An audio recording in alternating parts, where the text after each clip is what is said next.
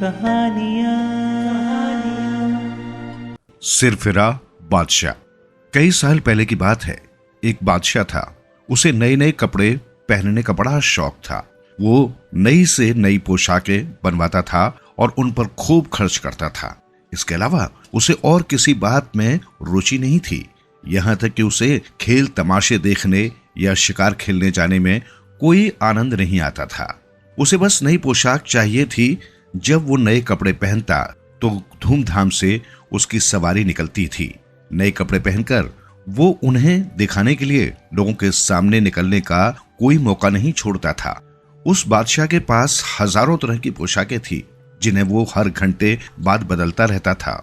जिस तरह जब कोई किसी बादशाह से मिलने जाता है तो कहा जाता है कि बादशाह सलामत इस समय दरबार में बैठे हैं, उसी तरह इस बादशाह के लिए कहा जाता था कि बादशाह सलामत अपने कपड़ों के गोदाम में बैठे हैं। एक दिन की बात है, बादशाह के दरबार में दो ठग पहुंचे। वे अपने को जुलाहे बताते थे। उन्होंने बादशाह से कहा, हुजूर, हम बहुत ही खूबसूरत कपड़े बना सकते हैं। इन कपड़ों में एक गुण ये भी रहता है कि ये मूर्खों को दिखाई नहीं देते। इस तरह आसानी से पता लगाया जा सकता है कि कौन मूर्ख है और कौन नहीं। बादशाह ने सोचा, वाह, ऐसे कपड़े तो बड़े काम के। अगर मेरे पास ऐसे कपड़े हों तो मैं बड़ी आसानी से इस बात का पता लगा सकता हूं कि मेरे दरबारियों और नौकर चाकरों में कौन मूर्ख है और कौन बुद्धिमान। उसने फौरन हुक्म दिया, मेरे लिए भी ऐसे कपड़े की पोशाक तैयार की जाए, और उसने खजांची को कहकर जुलाहों को बहुत सा धन दिला दिया ताकि वे फौरन काम में लग जाए। ठगों ने दो करघे लगाए और उन पर काम करना शुरू किया। हालांकि करघों में न दाना था और न बाना, फिर भी वे काम में लगे हुए थे। वे बराबर बढ़िया रेशम और खरे सोने और चांदी के तार मंगाते थे और उन्हें अपने संदूक में रखते चले जाते थे। वे रात गए तक खाली करघों पर बैठे झूठ मूठ कुछ न कुछ खटर पटर किया करते थे। कुछ दिनों के बाद बादशाह ने सोचा कि देखें जुलाहे कैसा कपड़ा तैयार कर रहे हैं, लेकिन बार बार वो ये सोचकर घबराता कि कहीं मैं मूर्ख न सिद्ध हो जाऊं। ये सोचकर उसने पहले किसी दूसरे को भेजने का निश्चय किया। तब तक पूरे शहर में लोगों को मालूम हो गया था कि बादशाह कैसा अद्भुत कपड़ा बनवा रहा है। सब उत्सुकता से उसके तैयार होने की प्रतीक्षा कर रहे थे ताकि वे जान सकें कि उसके पड़ोसियों में कौन कौन मूर्ख है। बादशाह ने अपने बूढ़े वजीर को इस काम के लिए चुना क्योंकि वो बुद्धिमान और समझदार आदमी था। बूढ़ा वजीर एक दिन उस मकान में गया जहां वे ठग काम करते थे। उसने देखा कि दोनों बड़ी तेजी से काम में लगे हैं, लेकिन दोनों के करघे खाली पड़े हैं। उसने उनको डांटकर कहा, क्यों, ये क्या हो रहा है? इन करघों पर तो मुझे सूत का एक तार भी नजर नहीं आता। जुलाहे बोले, हुजूर वजीर साहब, जरा और करीब आकर देखिए। देखिए कलाबत्तू कैसा लगा है, और उधर देखिए ये फूल पत्तियां कैसी कड़ी हैं। जरा गौर से देखिए, ऐसा खूबसूरत कपड़ा हमने आज तक तैयार नहीं किया था। बूढ़ा वजीर देखता रहा, लेकिन उसे कुछ दिखाई नहीं दिया। उसने सोचा, ये क्या मैं मूर्ख हूँ? क्या मैं वजीर बनने के काबिल नहीं हूँ? इसलिए शायद कपड़ा मुझे दिखाई नहीं दे रहा है। तब तक एक ठग ने पूछा, कहिए वजीर साहब, आप कुछ बोल क्यों नहीं रहे हैं? क्या कपड़ा आपको पसंद नहीं आया? वजीर ने अपनी आंखों पर चश्मा चढ़ाकर और गौर से देखते हुए कहा, हाँ, अरे वाह, कलबत्तों का काम, भाई वाह, हमारे मुल्क के तो अच्छे से अच्छे कारीगर ऐसा काम नहीं कर सकते। मैं अभी जाकर बादशाह सलामत से कहता हूँ कि काम बड़ी तेजी से और बड़ी खूबसूरती से हो रहा है। बादशाह ने दूसरी बार अपने एक दरबारी को भेजा। दरबारी वहां गया तो उसकी भी वही दशा हुई, लेकिन वो भी अपने को मूर्ख नहीं सिद्ध करना चाहता था। इसलिए उसने भी आकर जुलाहों और उनके कपड़ों की तारीफ के पुल बांध दिए। सारे शहर में ये खबर फैल गई कि बादशाह का अद्भुत कपड़ा तैयार हो रहा है। अब एक दिन बादशाह अपने वजीर के साथ कुछ दरबारियों को लेकर कपड़ा देखने चला। उधर जब जुलाहों को ये मालूम हुआ कि बादशाह खुद यहाँ तशरीफ ला रहे हैं तो वे और भी तेजी से अपने काम में जुट गए। रास्ते भर वजीर और दरबारी बादशाह के आगे उस कपड़े की तारीफ करते रहे। जब बादशाह वहां पहुंचा तो उसे अपनी आंखों पर विश्वास नहीं हुआ। उसने अपने मन में सोचा, ये क्या बात है? कपड़ा आखिर मुझे क्यों नहीं दिखाई देता?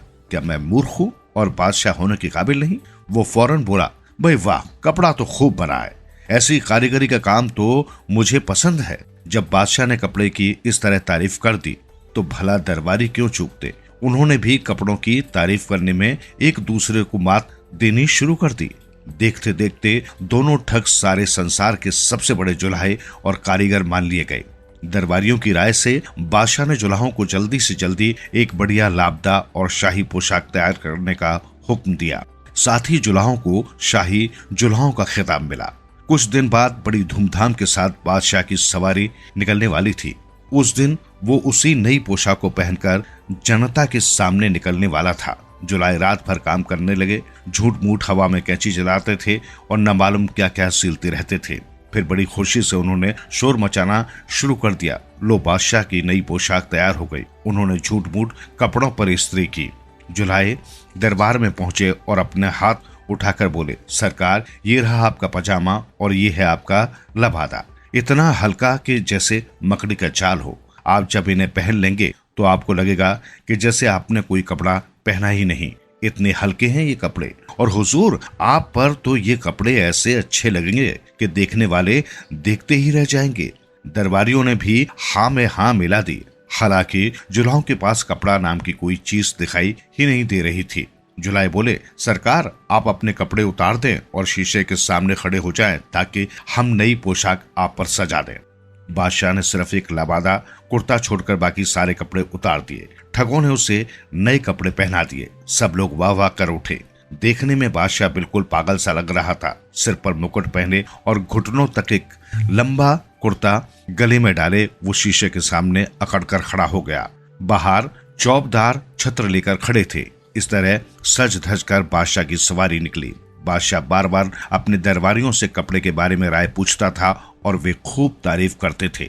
बादशाह के पीछे पीछे उसके दो खास नौकर उसका लबादा उठाकर चला करते थे। इस बार जब उन्होंने लबादा पकड़ने की कोशिश की तो उनके हाथ में कुछ नहीं आया, लेकिन वे भी अपने को मूर्ख नहीं सिद्ध करना चाहते थे। इसलिए झूठ मूठ ही बादशाह के पीछे पीछे इस तरह चलने लगे जैसे लबादा उठाए हुए हों। इस तरह ठाट बाट के साथ बादशाह की सवारी चली जा रही थी। वो अधनंगा बादशाह बड़ी शान से एक एक कदम आगे रख रहा था। लोगों ने रास्ते में भी बादशाह की नई पोशाक की तारीफ की। कोई भी ये कहकर मूर्ख बनने को तैयार नहीं था कि मुझे बादशाह के कपड़े दिखाई नहीं देते। लेकिन एक बच्चे ने जब ये तमाशा देखा तो उससे चुप नहीं रह गया। वो बोला, अरे, बादशाह तो बिल्कुल नंगा है। हाँ, और क्या, वो तो सिर्फ कुर्ता पहने है। दूसरे लड़के ने कहा। धीरे धीरे ये बात दूसरे लोग भी कहने लगे। जब बादशाह के कानों तक ये बात पहुंची तो वो बड़े फिर में पड़ गया। अब उसे इस तरह अधनंगे चलते हुए बड़ी शर्म आ रही थी, लेकिन अब वो कर भी क्या सकता था। उसकी सवारी रुकी नहीं। उसी तरह शान से चलते हुए वो अपने महल में पहुंच गया। लोग मुंह छिपाकर हंसते रहे, लेकिन इसके बाद उस बादशाह की नए से नए कपड़े पहनने की सनक खत्म हो गई थी। चोर चील का चूजा। एक बड़े पहाड़ के बीच की समतल जगह के कोने में स्थित एक छोटी पहाड़ी के कोटर में एक चील का घोंसला था। उस कोटर में रहने वाली मादा चील बड़ी धूर्त और बदमाश थी। वो रोज दोपहर एक उड़ान भरती और पहाड़ से नीचे मैदानी क्षेत्रों में आती और वहां के वन्य क्षेत्र में जहां भी किसी पेड़ पर किसी पक्षी का घोंसला दिखाई देता, पक्षी की गैर मौजूदगी में वहां पहुंचती और उसमें दिखाई देने वाले सारे अंडे अपने मुंह और पंजों में दबाकर भाग निकलती। घोंसले वाला पक्षी दाना चुगकर जब वापस अपने घोंसले में पहुंचता तो अपने अंडे घोंसले में न पाकर बहुत दुखी हो जाता। जब मैदानी क्षेत्र के बहुत से पेड़ों के बहुत से घोंसलों से पक्षियों के अंडे गायब हुए तो पक्षियों ने एक दूसरे से बात की। परसों सुबह मैं दाना चुगने गई थी। जब मैं लौटी तो मेरे घोंसले से मेरे सारे अंडे गायब थे। काली कोयल दुखी स्वर में बोली तो मीठू तोते की तोती भी कह उठी। शाम को भूख लगने पर मैं एक अमरूद के पेड़ पर अमरूद खाने के लिए गई थी। लौटी तो मेरे घोंसले से भी सारे अंडे गायब थे। इसी तरह बारी बारी से कल परसों नरसों की बात करते हुए अनेक पक्षियों ने अपने अपने घोंसलों से अंडे चोरी हो जाने की बात कही। अंडे चोरी होने से सभी पक्षी दुखी थे, लेकिन चकित भी थे कि कौन दिन दहाड़े उनकी गैर मौजूदगी में उनके अंडे चुरा ले जाता है। सभी पक्षियों ने फैसला किया कि अब अगर उनमें से कोई भी दाना चुगने या भोजन के लिए कहीं जाएगा तो अपने पड़ोसी पक्षी को बताकर जाएगा। और सभी पक्षी एक दूसरे के घोंसले की निगरानी करेंगे। और पक्षियों के मेल मिलाप का ये फायदा हुआ कि अगले दिन दोपहर को जब चील उस वन्य क्षेत्र में पक्षियों के अंडे चुराने आई तो उसे गौरैया के घोंसले में कोई नहीं दिखाई दिया। गौरैया कुछ अच्छे भोजन की तलाश में अपने घोंसले से दूर गई हुई थी। चोर चील ने देखा गौरैया के घोंसले में कई अंडे थे। वो चुपके से उस पेड़ की एक ऊंची शाख पर जा बैठी जिसमें गौरैया के अंडे थे।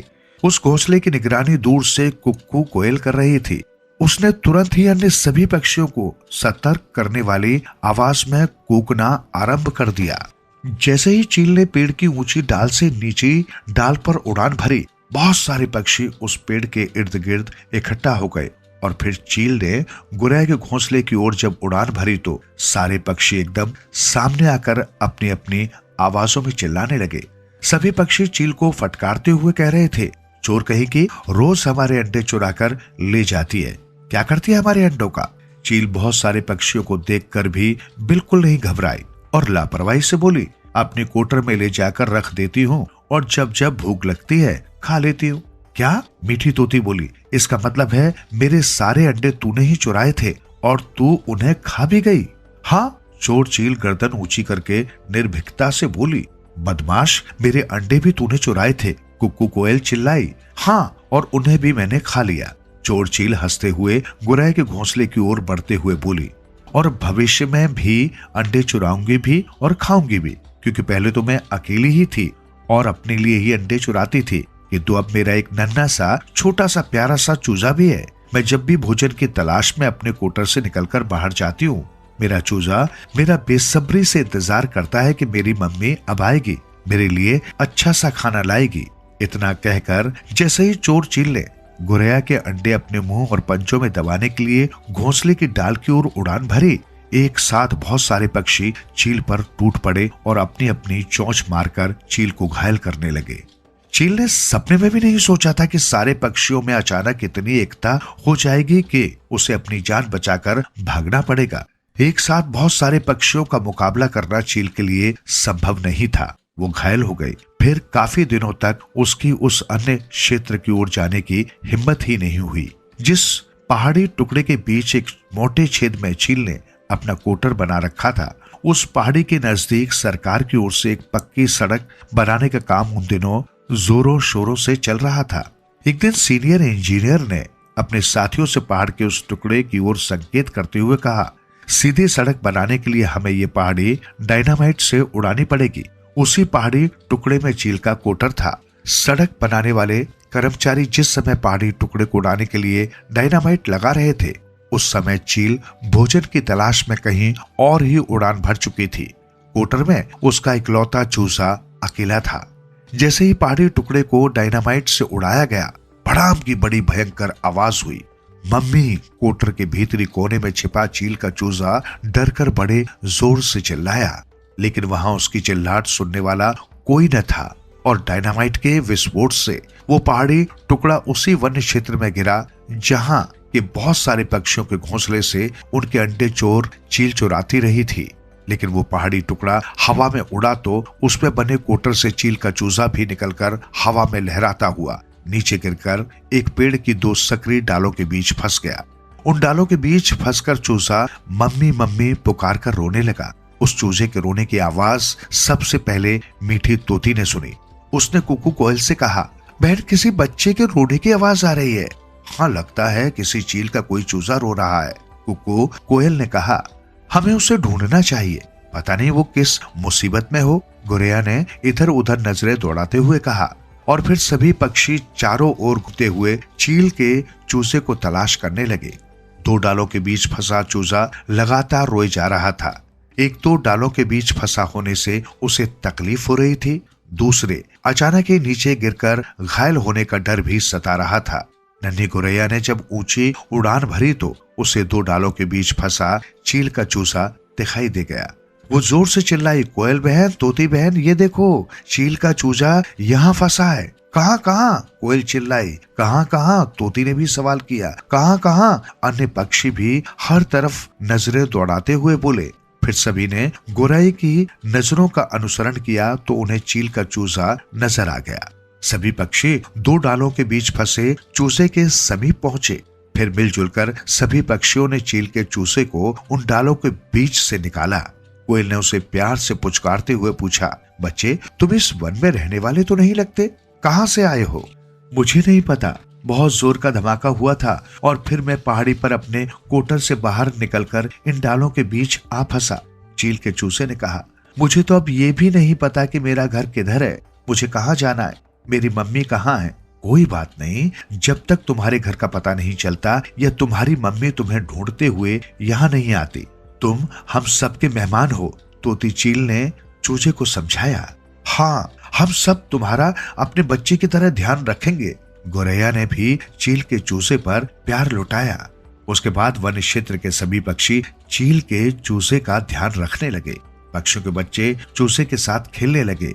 उधर उस दिन भोजन की तलाश में निकली चील जब वापस अपनी पहाड़ी पर पहुंची तो पहाड़ी वहां थी ही नहीं। फिर उस पहाड़ी में अपने कोटर को भला वो कैसे तलाश करती? उसे समझ में ही नहीं आया कि जिस पहाड़ी के खोखले हिस्से में उसके रहने का घर था, अचानक कहाँ गायब हो गया। अपने प्यारे चूजे को याद करके चील फूट फूट कर रोते हुए इधर उधर भटकने लगी। भटकते भटकते अक्सर वो आवाज देती, मेरे प्यारे मुन्ना, मेरे प्यारे बच्चे, कहाँ है तू, कहाँ है तू मेरे बेटे? लेकिन चील की करुण पुकार कभी उसके चूसे तक नहीं पहुंची। पहुंचते भी कैसे? चील उस वन क्षेत्र की तरफ तो डर के मारे गई ही नहीं, जहां पर वो पक्षियों के अंडे चुराया करती थी, फिर उन्हें खा जाया करती थी। लेकिन एक दिन चील मुन्ना, मेरे बच्चे, मेरे बेटे, मेरे लाल पुकारती हुई यहाँ वहां भटकती अनजाने ही उस वन क्षेत्र में आ गई। उसकी दशा देख नन्ही गोरैया का कोमल दिल पसीज गया। उसने चील से पूछा, इधर कैसे आ गई चील बहन?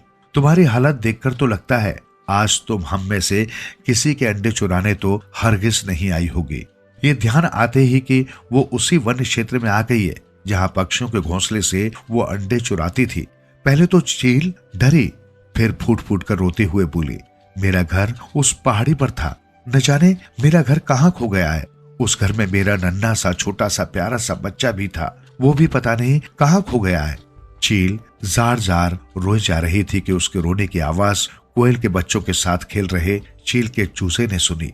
मम्मी! चील का चूजा फौरन ही दौड़कर चील के निकट आया और उससे लिपट कर बोला, तुम कहाँ खो गई थी मम्मी? मैं तुम्हें रोज बहुत बहुत याद करता था। मैं भी तुझे बहुत बहुत याद करती थी मेरे बच्चे।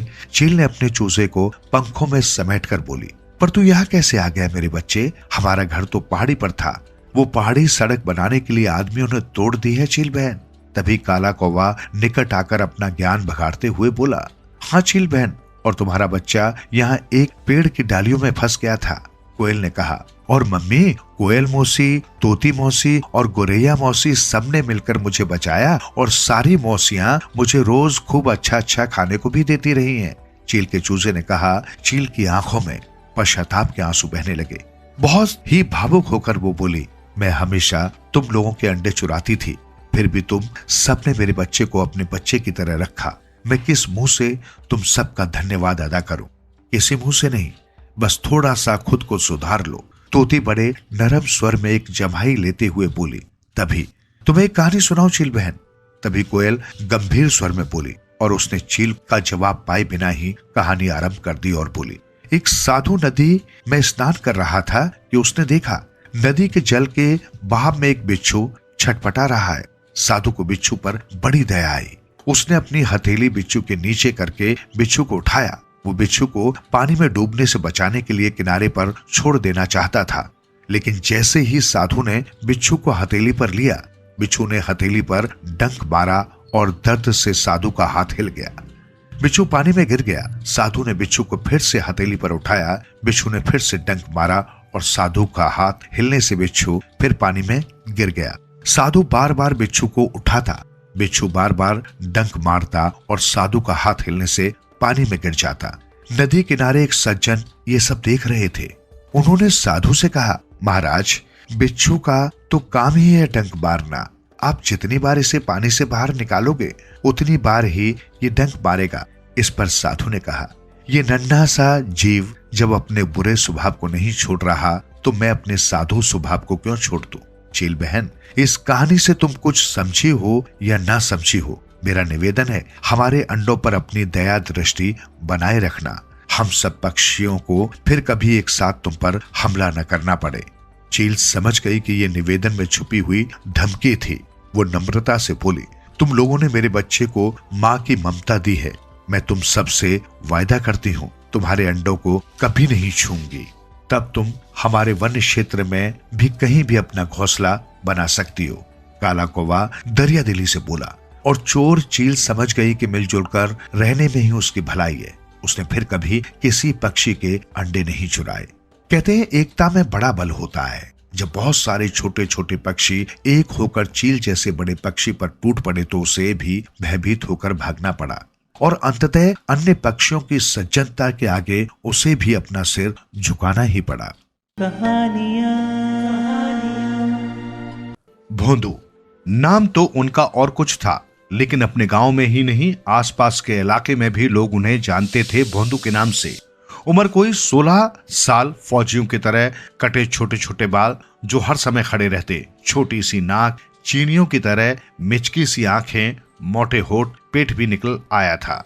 लगता था कि कोई 20-22 साल का पूरा नौजवान है, लेकिन हरकतें होती 6 साल के बच्चे की तरह। उसे प्यार तो सभी करते थे, लेकिन डरती भी थे। भोंदू की न जाने कौन सी हरकत क्या बवाला खड़ा कर दे।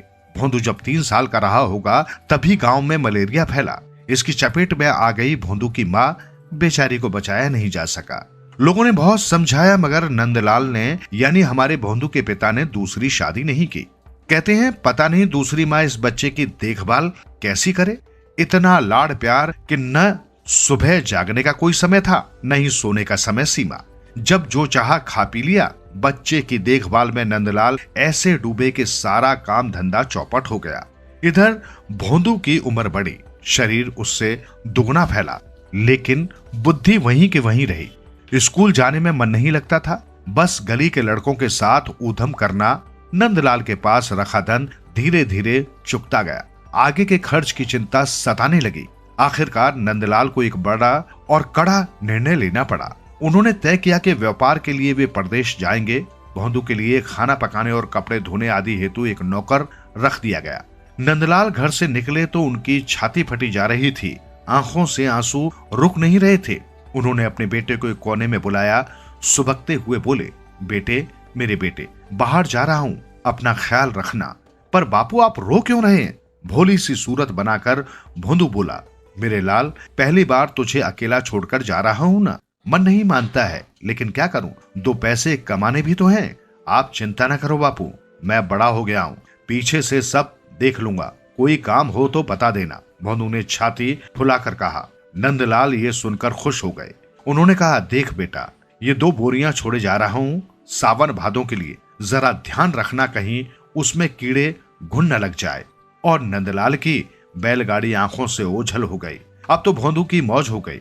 दोस्तों को घर बुलाता, उन्हें भी खिलाता पिलाता, लेकिन अपने बापू के दिए वचन को निभाना न भूलता। हर रोज सुबह उठते ही दोनों बोरियों को साफ करता, धूप में रखता और बाद में उन्हें ताले में बंद कर देता। ये क्रम कई हफ्तों तक चलता रहा।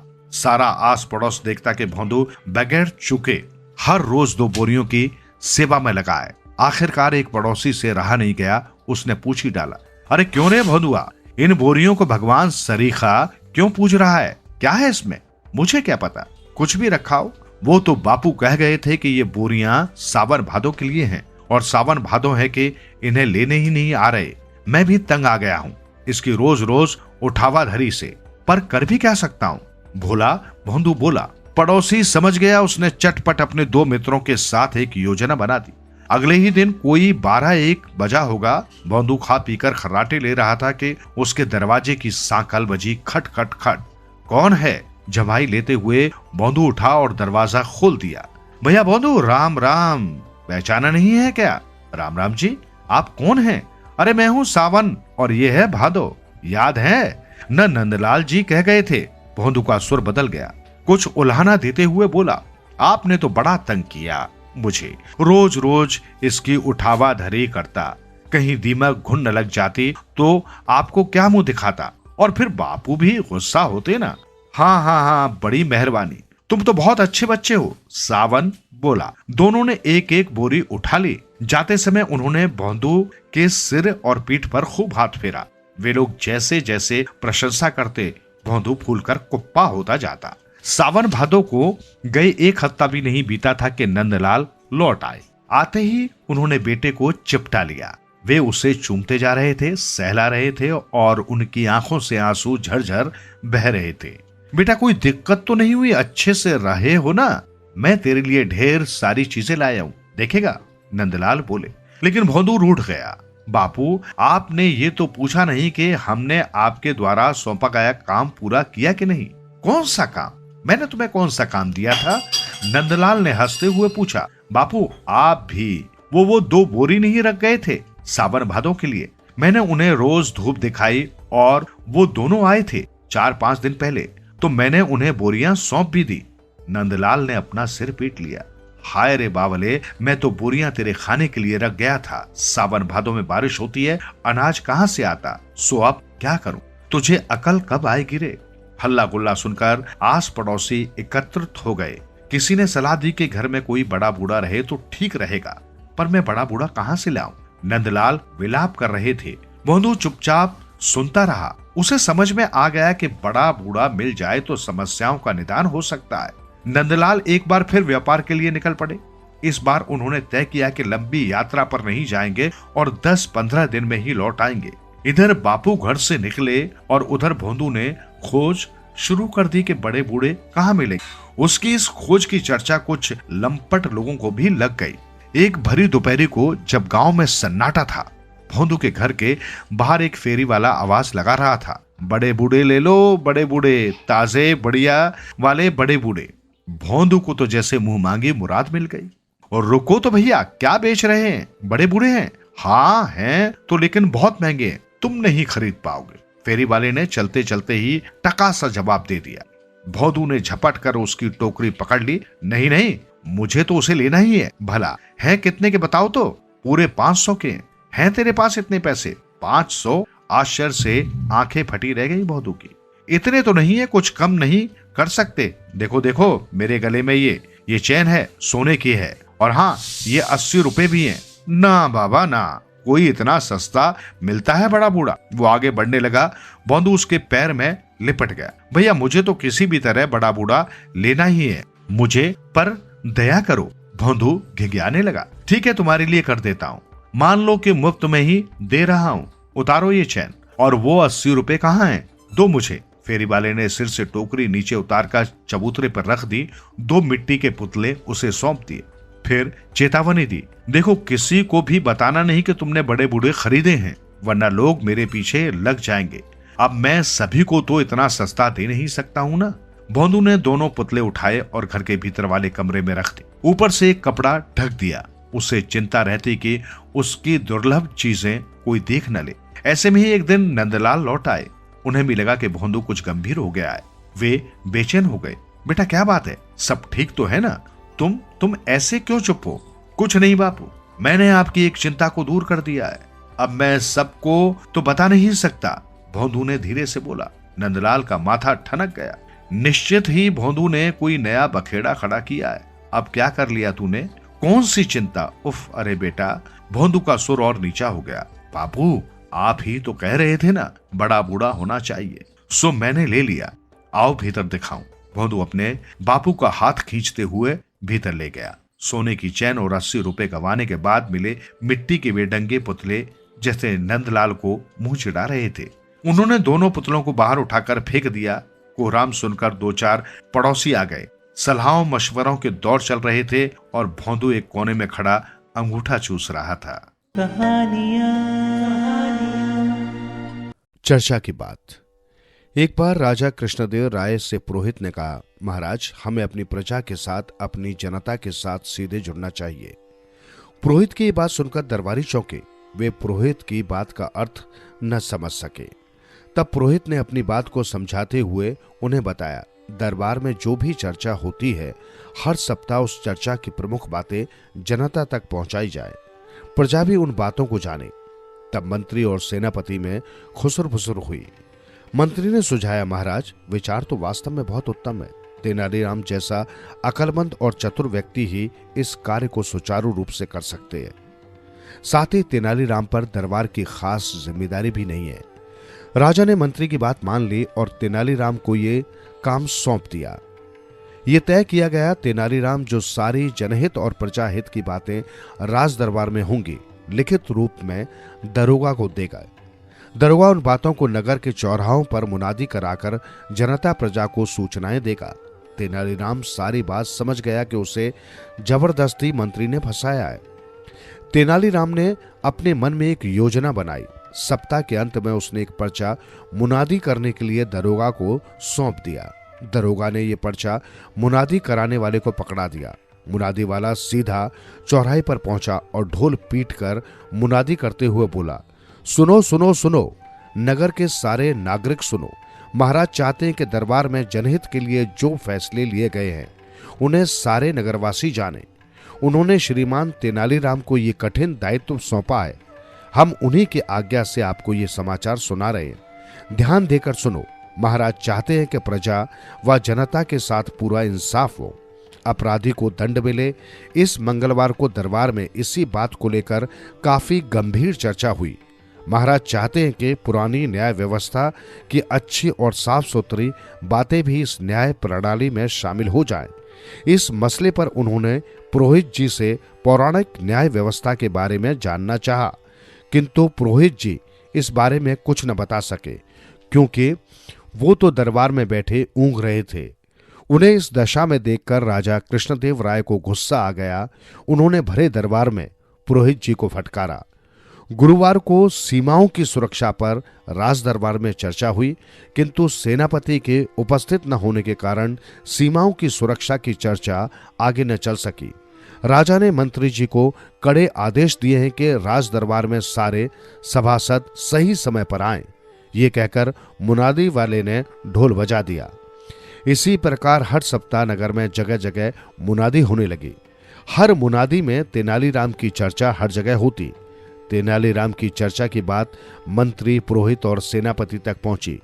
वे तीनों चिंतित होकर कहने लगे, तेनालीराम ने तो सारी बाजी ही उलट दी है। जनता समझ रही है कि दरबार में केवल वही प्रमुख है। वो जानबूझकर हमें बदनाम कर रहा है। दूसरे दिन जब राजा दरबार में थे तो मंत्री ने कहा, महाराज, हमारा संविधान कहता है कि राजकाज की समस्त बातें गोपनीय होती हैं। उन बातों को जनता या प्रजा को बताना ठीक नहीं। तभी तेनालीराम बोल पड़े, बहुत अच्छे मंत्री जी, मगर आपको शायद उस दिन ये बात याद नहीं थी। आपको भी तभी याद आया जब आपके नाम का डंका बजा। ये सुनकर सारे दरबारी हंस पड़े। बेचारे मंत्री जी की शक्ल देखने लायक थी। राजा मन ही मन तेनालीराम की प्रशंसा करने लगे। एक थे मुफ्तलाल। मुफ्तलाल कोमलपुर गांव में रहते थे। वैसे तो उनका गांव में कोई मित्र नहीं था, किंतु जिससे उन्हें मुफ्त में ही कुछ प्राप्त हो जाए वही उनका प्रिय मित्र होता था। मुफ्तलाल सुबह से शाम तक मुफ्त का ही जुगाड़ में रहते थे। पूरे गांव में वे चर्चा का विषय बने रहते थे। ये नाम उनके माता पिता द्वारा रखा हुआ नहीं था। उनका वास्तविक नाम फूलचंद था। उनके स्वभाव को देखते हुए गांव वालों ने उनका नाम मुफ्तलाल रख दिया था। मुफ्तलाल थे भी बहुत जुगाड़ू। उनके पास जो भी सामान था सबका सब उन्होंने मुफ्त में जुटाया था। जिस घर में रहते थे वो भी उन्हें फैलू चौधरी ने मुफ्त में ही दिया था। मुफ्त का माल जुटाने और हासिल करने में मुफ्तलाल माहिर थे। वो सारा दिन हाथ में लाठी लिए मुफ्त में ही कुछ पाने के जुगाड़ में पूरे गांव में घूमा करते। बिना मतलब वो किसी से नहीं बोलते थे। अगर कोई उनसे कुछ कहता भी तो उसका जवाब नहीं देते। हाँ, यदि उन्हें किसी से कुछ मुफ्त में ही मिलने की आशा होती तो वे उससे घंटों बातें करते रहते, उसी के आसपास मंडराते रहते। गांव में कहीं भी कोई भोज होता, मुफ्तलाल वहां सबसे आधे आधमकते और खाने की पंक्ति में सबसे आगे जम जाते। खूब डटकर खाते, जानबूझकर अपनी पत्तल में अधिक से अधिक खाने की चीजें रखवा लेते। न खा पाने पर बचा हुआ खाने का सामान अंगोछे में बांधकर चल देते। सबकी निगाहें मुफ्तलाल पर ही टिकी रहती। युवक चुटकी लेते, मुफ्तलाल जी, इस अंगोछे में क्या बंधा है? मुफ्तलाल जी दांत निपोड़ते हुए कहते, अरे कुछ पूड़ियां और मिठाइयां हैं, पत्तल में बच गई थी, बिना वजह ही बर्बाद हो जाती। बुजुर्ग कहते हैं कि पत्तल में कुछ छोड़ना नहीं चाहिए, सो बांध ली। सभी लोग उनकी बातें सुनकर हंस पड़ते, पर मुफ्तलाल पर कोई असर नहीं पड़ता। मुफ्तलाल जी गांव वालों के लिए एक चलता फिरता मनोरंजन केंद्र थे। कुछ मनचले युवक मजाक में ही मुफ्तलाल को मुफ्त में कुछ प्राप्त होने की युक्ति समझाते और मुफ्तलाल उसे पाने के लिए युवकों द्वारा बताई युक्ति से काम करते। जब उन्हें कुछ प्राप्त नहीं होता तो वे खिन्न हो जाते। गांव के लोग खूब हंसते। एक दिन गांव के कुछ युवकों ने एक योजना बनाई। उनमें से एक युवक बोला, मुफ्तलाल जी, आप तो मुफ्त में कुछ भी पाने के लिए हमेशा चौकस और तैयार रहते हैं, आज कैसे पीछे रह गए? क्या कुछ मुफ्त में मिलने का जुगाड़ है? जरा साफ साफ बताओ क्या बात है?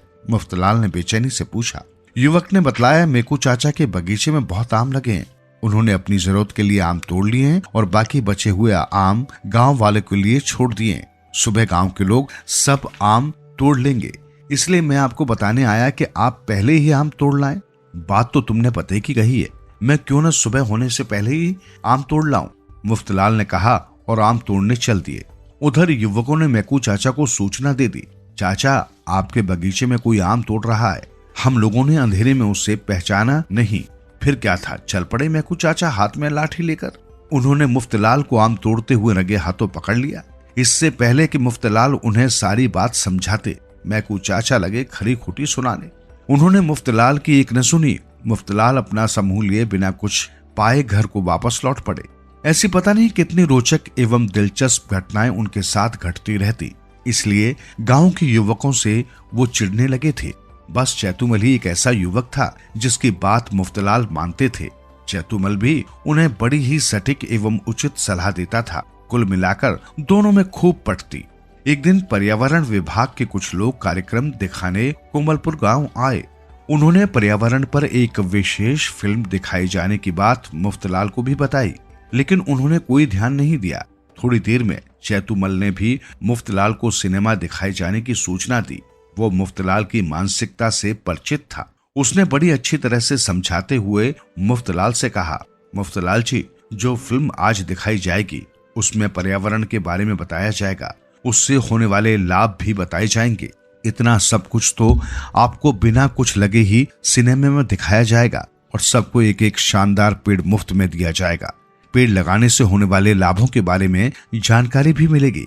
बस फिर क्या था, घुस गई मुफ्तलाल के भेजे में बात और जा पहुंचे फेलू चौधरी की चौपाल पर। मुफ्तलाल रात भर पर्यावरण विभाग द्वारा बनाई गई विशेष फिल्म को देखते रहे। मुफ्तलाल को सुबह बस एक ही भूत सवार था, पेड़ लगाने का, जिससे मिलते बस पेड़ लगाने की बात करते, लोगों को समझाते, भाई पेड़ से तो कई चीजें मुफ्त में मिलती हैं, फल फूल, ईंधन, शुद्ध हवा, ये सब तो मिलता ही है। और सिनेमा में भी ये बतलाया गया था कि पेड़ों से मानसून भी बनता है। अब तुम ही बताओ कि बिना कुछ लगे ही इतनी सारी चीजें मुफ्त में ही मिले तो भला क्यों ना अधिक से अधिक पेड़ लगाए जाएं। मुफ्तलाल की मोटी अकल में भी पेड़ लगाने की बात अच्छी तरह समा चुकी थी। उन्होंने गांव के चारों ओर तरह तरह के फलदार पेड़ लगा डाले। वो सुबह उठते ही गांव के चारों तरफ चक्कर लगाने लगते। बढ़ते हुए पेड़ों को देखकर उनका मन झूम उठता। कभी कभी वो किसी पेड़ के नीचे बैठकर सोचने लगते, जब पेड़ बड़े हो जाएंगे तो तरह तरह के ढेर सारे फल मुझे खाने को मिला करेंगे, कुछ बचा भी लिया करूंगा, मुफ्त में ही मैं धनवान बन जाऊंगा। वो मन ही मन खुश होते रहते। मुफ्तलाल की मेहनत रंग लाई। गांव चारों तरफ से फलदार पेड़ों से घिर गया। धीरे धीरे पेड़ों में छोटे छोटे फल लगने लगे। मुफ्तलाल अब बूढ़े हो गए थे। कोमलपुर गांव हरे भरे फलदार वृक्षों के कारण चर्चित होने लगा। कुछ दिनों बाद पर्यावरण विभाग के कुछ अधिकारी आए। उन्होंने इनाम के लिए कोमलपुर गांव को चुना। पर्यावरण में उत्कृष्ट योगदान देने के लिए कोमलपुर गांव के मुफ्तलाल को इनाम दिया गया। मुफ्तलाल अब लोकप्रिय हो गए थे और एक दिन मुफ्त में ही अपार वृक्ष संपदा गांव वालों को सौंपकर परलोक सिधार गए। लेकिन आज भी वन महोत्सव के अवसर पर कोमलपुर गांव के सभी लोग मुफ्तलाल की याद में एक एक पेड़ लगाकर उन्हें श्रद्धांजलि देते हैं। खलीफा की पगड़ी। किसी नगर में एक खलीफा रहता था। वो अपने को ज्यादा ही बुद्धिमान समझता था। वो ढींग हाँकता तो लोग हाँ में हाँ मिला देते। खलीफा अक्सर भेष बदलकर रात को नगर में घूमा करता था। लोगों की बातें सुनने में उसे बड़ा मजा आता था। एक रात की बात है, खलीफा हर रोज की तरह भेष बदलकर शहर में घूम रहा था। एक अंधेरी गली में उसने 2 आदमियों को अपने बारे में बातचीत करते सुना। उसके कान खड़े हो गए और वो छिपकर उनकी बातें सुनने लगा। पहले आदमी ने कहा, दोस्त चलो शाही खजाने में चोरी की जाए। दूसरा बोला, दोस्त खूब माल मिलेगा, हम इतने अमीर हो जाएंगे कि ये बुरा धंधा छोड़ देंगे। खलीफा ने उनकी बातचीत ध्यान से सुनी, फिर पास जाकर बोला, क्या मैं तुम्हारी मदद कर सकता हूं? एक अपरिचित को देखकर दोनों चौंक उठे। उसे बेवकूफ समझकर एक ने कहा, तुम क्या मदद कर सकते हो हमारी? खलीफा बोला, जानते हो मैं कौन हूं? मैं हूं खलीफा के महल का खास पहरेदार। खलीफा बहुत बुरा है, इसलिए मैं तुम्हारा साथ देने को राजी हो गया हूं। मेरा साथ चाहते हो या नहीं? चोर मन ही मन बहुत खुश हुए, सोचने लगे, किस्मत खुल गई, घर का भेदी ही मदद कर रहा है। दूसरे ने कहा, ठीक है, हम तुम्हारे साथ चलते हैं, माल में से तुम्हें भी कुछ हिस्सा दे देंगे। खलीफा भी बेहद खुश था, सोच रहा था, कितनी अक्लमंद हूं मैं, चोरों को ऐसा सबक सिखाऊंगा कि याद करेंगे पूरी जिंदगी। बोला, तुम दोनों कल रात खलीफा के महल के बाहर चले आना, मैं सदर दरवाजे पर तुम्हारा इंतजार करूंगा, बाकी मुझ पर छोड़ दो। चोरों को और क्या चाहिए था, वे दूसरी रात महल के मुख्य दरवाजे पर पहुंचे। खलीफा पहरेदार के वेश में खड़ा था। सभी पहरेदारों को उसने छुट्टी दे दी। दोनों चोरों को महल के भीतर ले गया। एक कमरे में ले जाकर बोला, तुम दोनों रुको, मैं अंदर देखकर आता हूं कि खलीफा सो गया या नहीं, फिर हम उसे मार डालेंगे। चोरों को उस पर विश्वास था। वे कमरे में आराम से बैठ गए।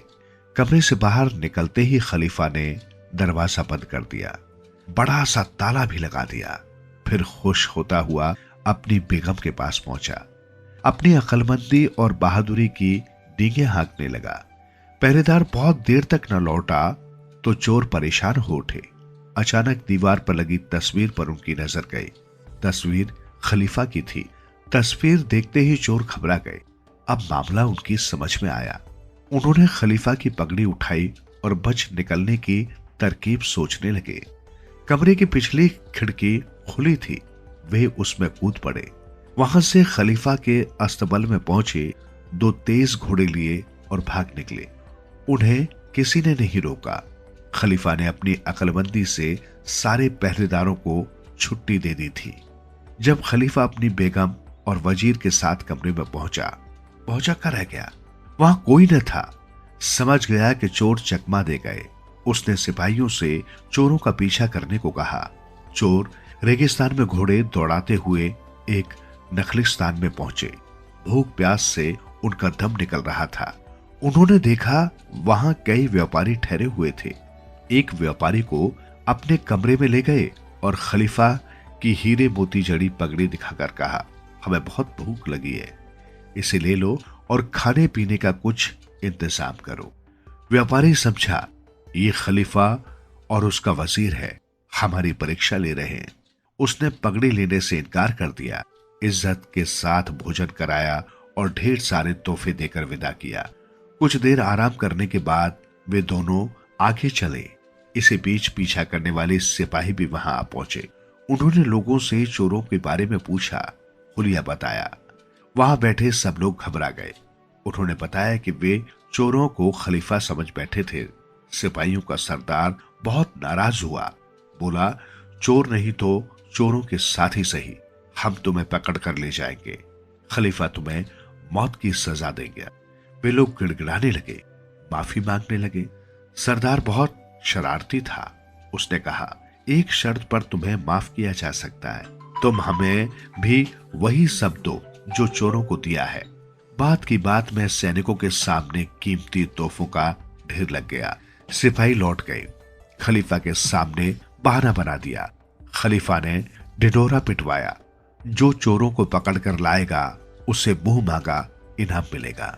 चोरों ने कुछ दिन मजे से बिताए, लेकिन एक रात सराय में उनका सारा सामान चोरी हो गया।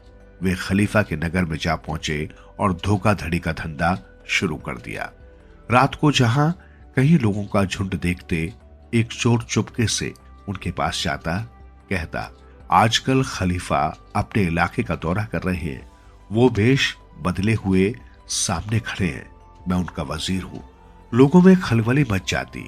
वे तरह तरह के तोहफे लेकर उनके पास जाते, अनजान बनते हुए कहते, हमारे खलीफा बहुत ही नेक हैं, उनका आदेश है कि हर मेहमान की खूब खातिर की जाए, आप हमारी भेंट कबूल करें। दोनों चोर मजे कर रहे थे। एक रात वे घूम रहे थे कि अचानक असली खलीफा नजर आया। वो भेष बदले हुए था। चोरों ने नई निराली तरकीब निकाली, खलीफा को धर दबोचा और चीखने लगे, पकड़ लिया। खलीफा बनकर घूमने वाले चोर को पकड़ लिया। खलीफा चिल्ला रहा था कि मैं चोर नहीं हूं, असली खलीफा हूं, लेकिन न कारखाने में तूती की आवाज कौन सुनता। आसपास के लोग इकट्ठा हो गए, कोई भी खलीफा को नहीं पहचान सका। एक ने कहा, सच झूठ का पता तो महल में जाकर ही लगेगा। सभी मिलकर शाही महल पहुंचे। पहरेदार अपने खलीफा की बुरी दशा देख बहुत परेशान हुए, लेकिन खलीफा मारे शर्म के पानी पानी हो रहा था। उसे चारों तरफ से मुंह की खानी पड़ी थी। उसने चोरों को अपने पास बुलाया। उसने कान में फुसफुसाकर कहा, तुम इस बारे में किसी से कुछ मत कहना, मैं तुम्हें मालामाल कर दूंगा। फिर उसने सिपाहियों से कहा, मैंने सारा नाटक चोरों को पकड़ने के लिए ही किया था, लेकिन अब इन्हें कोई सजा नहीं दी जाएगी। इन्होंने चोरी का बुरा धंधा छोड़ने का वायदा किया है। चोर बच गए, खलीफा की इज्जत भी रह गई। चोरों ने चोरी करना छोड़ दिया। क्या नदी बलि लेती है? रायपुर के पास थोड़ी ही दूर पर चितरंजन गांव था, जो बेहद खूबसूरत और हरा भरा था। यहां हजारों की संख्या में शीशम और चंदन के वृक्ष लगे थे। सारा गांव खुशबू से महकता रहता था। यहीं पर आशीष नामक एक लड़का रहता था, जो लकड़ी के बेहद खूबसूरत खिलौने बनाया करता था। वह काष्ठ की सुंदर सुंदर मूर्तियां गढ़ा करता था। एक दिन उसका चचेरा भाई राजा उसके घर आया। उसकी बनाई खूबसूरत मूर्तियां देखकर वह हैरान हो गया। दोनों खेतों में होते हुए नदी तट पर जा बैठे। राजा बोला, आशीष भाई, मैं सच कहता हूं, अगर ऐसी मूर्तियां शहर के लोग देख लें तो पागल हो जाएं। तुम्हारी कला चरम बिंदु पर है, तुम शहर के व्यापारियों से संबंध बनाओ। आशीष बोला, हाँ बिल्कुल, यही खिलौने और मूर्तियां वहां चौगुने दाम पर बिकेंगी, क्योंकि शहर के लोग पढ़े लिखे होते हैं। वे कलाकार की कद्र करना जानते हैं। वे जानते हैं कि कलाकार पैसे का नहीं, शोहरत का भूखा होता है। आशीष बोला, तब तो तुम मुझे भी साथ ले चलो भैया। राजा ने कहा, हाँ यही ठीक रहेगा। पढ़ाई के साथ तुम ये काम भी करना, फिर देखना कि तरक्की कैसे तुम्हारे कदम चूमेगी। दोनों बातें कर ही रहे थे कि एक औरत चीखती हुई तट की तरफ भागी जा रही थी, कोई मेरे बच्चे को बचाओ, कोई मेरे बच्चे को बचाओ। पता नहीं क्या होगा। पिछले 7 सालों में नदी 7 बलियां ले चुकी है। एक गांव वाला बोला, अब तो शाम को इधर आने में भय का एहसास होता है। लोग अटकलें लगा रहे थे। इधर आशीष पसीने में तरबतर लड़के को उठाए तेजी से तैरता हुआ किनारे पर आ गया। लड़के ने खूब पानी पी लिया था। किनारे पर आकर आशीष ने उसे घास पर लेटा दिया, फिर उल्टा करके उसका पानी निकाल दिया। सभी उसके हाथ पांव सहला रहे थे। थोड़े से उपचार के बाद लड़का होश में आ गया। लड़के की मां आशीष को प्यार करके ढेरों दुआएं दे रही थी। वो रोते हुए कह रही थी, बेटा तुम हमारे लिए फरिश्ते बनकर आए हो। अगर आज तुम न होते तो सोच कर भी मैं सिहर जाती हूं। गांव वाले आशीष की प्रशंसा में गदगद हो रहे थे। तभी राजा बोला, गांव वाले साथियों, नदी तो हमारी मां है। इसी के जल से खेतीबाड़ी होती है। इसी के किनारे संस्कृतियों का जन्म मिलता है। ये कभी बलि नहीं लेती। अगर हम स्वयं ही लापरवाह हो जाएं तो और बात है। अब सब मिलकर ये कार्य कर सकते हैं। हमेशा नदी में एक लाइफ बोट और लाइफ गार्ड हो तो देखते हैं नदी बलि कैसे लेती है। 10 वर्ष बाद राजा फिर लौटकर जब चितरंजन गांव आशीष से मिलने आया तो नदी देखकर उसे गुजरी बातें याद आ जाती हैं। वो देखता है कि नदी किनारे लाइफ बोट है और एक तरफ लाइफ गार्ड भी पहरा दे रहा है। राजा उससे पूछता है क्या ये नदी अब भी बलि लेती है? बलि? ये क्या कह रहे हैं साहब? यहाँ 10 साल से ऐसा कोई हादसा नहीं हुआ, बल्कि इसका जल खेती बाड़ी में, लहलहाती फसलों में वरदान बनकर बह रहा है। यहाँ सूखा कभी नहीं पड़ा, वह जनजीवन में खुशियां ही खुशियां हैं। लाइफगार्ड बोला। आशीष का एक बहुत बड़ा शोरूम बन गया था, जहां उसकी बनाई खूबसूरत मूर्तियां व खिलौने सजे हुए थे। विदेशी पर्यटकों का तांता लगा हुआ था। कोई सही दिशा दिखाने वाला मिल जाए तो जिंदगी रंगों से भर जाती है ना राजा? कहकर आशीष ने राजा को गले लगा लिया। राजा, ये राम है जिसे डूबने से मैंने बचाया था, तुम्हें याद है ना? ये मेरा असिस्टेंट है। राम बोला, मेरी तो जिंदगी ही आशीष भैया की देन है साहब, मेरा रोया रोया इसका कर्जदार है। राजा की आंखें भर आई ऐसा प्यार देखकर। काफल पके हैं। चैत के महीने में सूरज की गर्मी बढ़ जाती है और तरह तरह के रसीले फलों से जंगलों की कटीली झाड़ियां और ऊंचे पेड़ लग जाते हैं।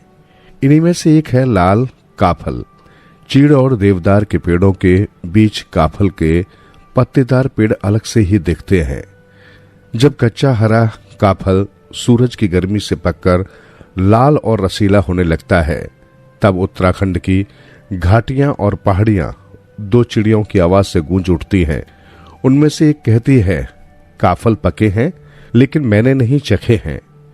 दूसरी बहुत ही पछतावे के साथ कहती है, सभी वही हैं बिटिया, सभी है वही हैं। पहाड़ी लोग मानते हैं कि बहुत पहले यहाँ एक माँ बेटी रहती थी, वे ही ये चिड़िया हैं। वे बताते हैं, एक बार चैत के महीने में पेड़ फलों से लदे हुए थे। सुबह सुबह गांव से सारू नाम की एक औरत अपनी छोटी सी बेटी हारूली के साथ काफल तोड़ने के लिए निकली। काफल का एक लंबा पेड़ उसे दिखा। अपने घांगरे को घोंसकर वो पेड़ पर चढ़ी और काफल तोड़ने लगी। काफलों को चुनने में हारूली भी माँ की मदद कर रही थी।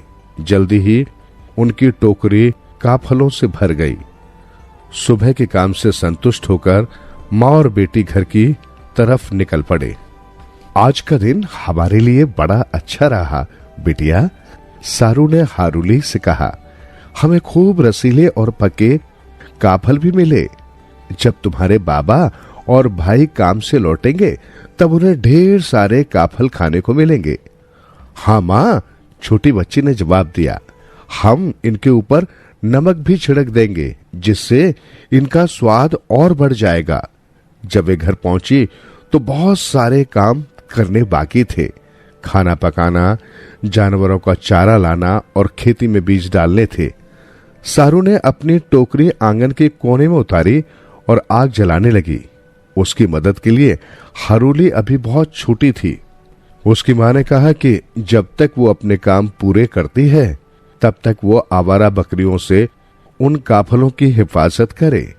इन पर नजर रखना बिटिया, उसने कहा, पर खाना एक भी नहीं। मैं जब आऊंगी तो तुम्हारे लिए सबसे अच्छा फल चुनूंगी। गलती से अगर तुमने कोई कच्चा काफल खा लिया तो तुम्हारा पेट खराब हो जाएगा। मैं इनका पूरा ध्यान रखूंगी माँ, हारूली ने कहा, और मैं वादा करती हूँ जब तक तुम मुझे नहीं दोगी मैं इन्हें छूंगी भी नहीं। माँ दोपहर तक खेत और रसोई में काम करती रही और बच्ची काफलों को देखती रही। वे उसका मन ललचा रहे थे। वो कब से आस लगाई थी कि एक रसीला काफल उसके मुंह में जाए। इसका खट्टा मीठा स्वाद बस उसकी जीभ पर ही था।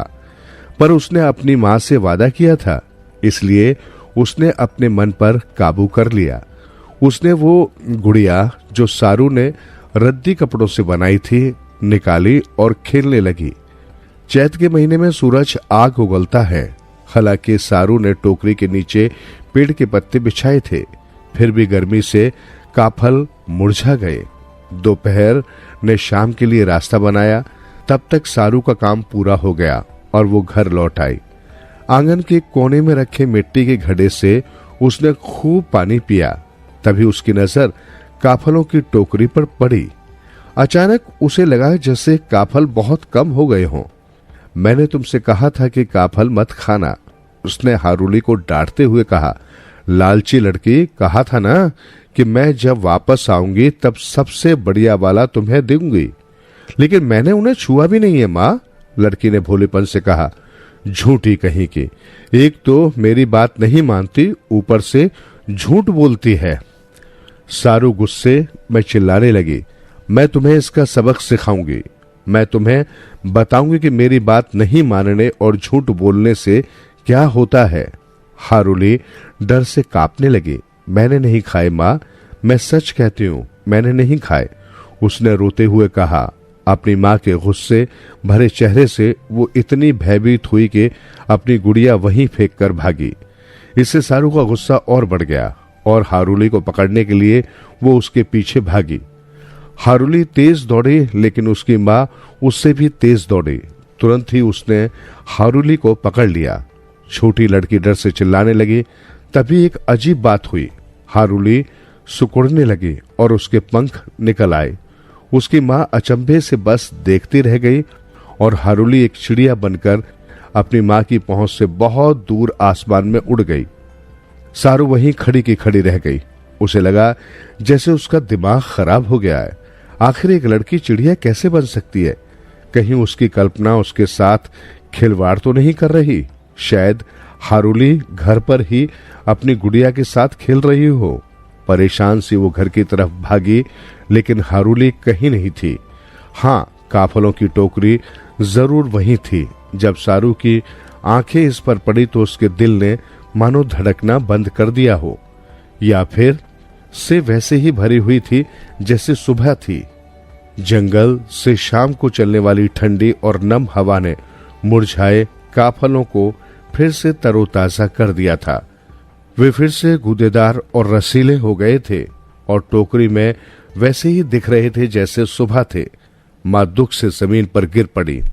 हारूली ने सच कहा था कि उसने काफल नहीं छुए थे। अपनी मासूम बच्ची पर शक करके उसने अनर्थ कर दिया। वे सभी वही हैं बेटिया, माँ जोर जोर से रोकर कह रही थी। सभी वही हैं, वही हैं, वही हैं। उसके पश्चाताप में बहुत वेदना थी और अपनी गलती को सुधारने की इतनी तीव्र इच्छा कि इन वाक्यों को दोहराते दोहराते वो खुद भी चिड़िया बन गई और जंगल में अपनी बेटी को ढूंढने उड़ चली। तभी ये दोनों चिड़िया जंगल में उड़ रही थी। एक रोकर कहती, काफल पको, मेले न चखो, मानो बार बार जोर देकर कह रही हो कि वो सच बोल रही है, और दूसरी पुरपुताए पूरे पूरे, मानो बताने की कोशिश कर रही हो कि वो गलत थी और माँ बाप जो भी इन्हें सुनते हैं अपने बच्चों को सजा देने से पहले 2 बार जरूर सोचते हैं। ये कहानी है विंसेंट की वो यादगार तस्वीर। विंसेंट नामक महान चित्रकार का नाम तो आपने सुना ही होगा। चित्रकारी उनका पैशन था। वे बस चित्र बनाते रहते, उसे बेचना या नाम व दाम कमाना उनका उद्देश्य कभी नहीं रहा। उनके लिए तो चित्रकारी में मिलने वाला आनंद ही उनके कार्यों का एकमात्र इच्छित परिणाम था। अब ऐसे व्यक्ति की चित्रकारी का क्या कभी कोई जोड़ हो सकता है? बस वे चित्र बनाते और रखे रहते। बहुत हुआ तो दोस्तों के घर जाकर अपनी पेंटिंग्स टांग आते। दोस्त भी दोस्त थे, पेंटिंग्स की कोई पहचान तो थी नहीं उन्हें। विंसेंट के जाते ही अपनी दीवारों से उसे निकालकर यहाँ वहां रख देते। व्यर्थ ड्राइंग रूम की शोभा क्यों बिगाड़ना? उधर विंसेंट का ध्यान इन बातों में कहाँ विभाजित होने वाला था। वे तो बस चित्रकारी के दीवाने थे। उनका पूरा ध्यान बस पेंटिंग्स बनाने में ही लगा रहता था। वे फिर कोई पेंटिंग बनाते और फिर किसी दोस्त को दे आते। उनका दोस्त फिर उसे दीवार पर टांग देता और जाते ही फिर उतार फेंकता। लेकिन विंसेंट का ध्यान ही नहीं जाता था कि इसी दीवार पर उनकी ही पेंटिंग कई बार लग चुकी है। खैर, एक दिन वे यूं ही किसी पहाड़ी पर बैठे हुए थे। बैठे बैठे संध्या हो गई और सूर्यास्त होने लगा। उन ऊंची पहाड़ियों के मध्य डूबते सूर्य का दृश्य ऐसा तो उभरा कि उन्हें बेहद भा गया, और भाया तो ऐसा भाया कि उन्होंने उसकी पेंटिंग बनाने की ठान ली। फिर क्या था, महीनों उसी पहाड़ी पर डेरा डाले सूर्यास्त की पेंटिंग बनाते रहे। अब ऐसी दीवानगी के परिणाम तो आने ही थे। बस उनकी ये पेंटिंग अमर हो गई। विंसेंट रातों रात विश्वविख्यात चित्रकार हो गए। फिर तो उनकी नई चित्रकारियां छोड़ो, पुरानी की भी मांग बाजार में निकल आई। ऊंचे ऊंचे दामों पे वे भी बिकना शुरू हो गई। निश्चित ही इससे विंसेंट के साथ साथ दोस्तों की भी उड़ के लग गई। विंसेंट की जो पेंटिंग्स उन्होंने यहाँ वहां फेंकी थी, सब खोज खोज के बेच डाली। उनके सारे दोस्त भी विंसेंट के साथ रातों रात अमीर हो गए। इस कहानी का सार बस यही है। कुल मिलाकर कहने का तात्पर्य यह है कि सफलता कार्य करने से मिलती है और सफलता का अनुपात सीधा सीधा कार्य की गुणवत्ता पर निर्भर होता है तथा कार्य की गुणवत्ता कार्य पर ध्यान देने से आती है। इसके अलावा सफलता का और कोई सार सूत्र नहीं। यदि ध्यान फल की जगह सिर्फ कर्म पर हो तो सफलता सिर्फ समय की बात रह जाती है। उसे आज नहीं तो कल दस्तक देनी ही पड़ती है। इसलिए ये हमेशा ध्यान रख लेना कि कृष्ण द्वारा भगवत गीता में कहा ये सूत्र है कि कर्म करो पर फल की चिंता मत करो। सफलता का सबसे बड़ा सार सूत्र है। बुरे का अंजाम बुरा। रोज की तरह गंगाराम पटेल और बुलाखी नाई भोर होने से पहले ही उठ गए। फिर वे नित्य क्रम से निर्वित हुए और घोड़े पर सवार होकर अपनी मंजिल की ओर चल पड़े। चलते चलते शाम हो गई तो उन्होंने राह में पड़ने वाले एक और नगर में अपना पड़ाव डाला। पटेल ने पैसे देकर बुलाखी को नगर में भोजन का सामान लाने को भेज दिया और स्वयं घोड़े से सामान उतारकर उसे व्यवस्थित करने लगे। संध्या वंदन आदि से निर्वित होकर पटेल अभी बैठे ही थे कि बुलाखी सारा सामान लेकर आ पहुंचा। उसका चेहरा उत्साह से चमक रहा था। पटेल समझ गए कि बुलाखी फिर नगर में कोई अजूबा दृश्य देख आया है और उसका रहस्य जानने को बेचैन हो रहा है। अतः उन्होंने स्वयं ही पूछ लिया, बुलाखी, तुम्हारी सूरत से लगता है कि आज तुमने इस नगर में फिर कोई अजीब दृश्य देख लिया है और उस रहस्य को जानने के लिए बेचैन हो रहे हो। लेकिन अभी न तो मैं उसे तुम्हारी जुबानी सुनूंगा और न उस बात का रहस्य तुम्हें बताऊंगा। हमेशा की तरह जब भोजन खा पीकर तृप्त हो जाएंगे तब वो बात मुझे बताना। सोने से पूर्व मैं तुम्हें उस बात का मर्म समझा दूंगा। बुलाखी के पेट में ये बात पच नहीं पा रही थी, लेकिन जब पटेल ने उस समय उसे कोई बात बताने से मना कर दिया तो मन मारकर उसे शांत रह जाना पड़ा। भोजन से निर्वित होकर जब दोनों बिस्तर पर जा बैठे तो हुक्के का एक कश खींचकर बात पटेल ने ही छेड़ी।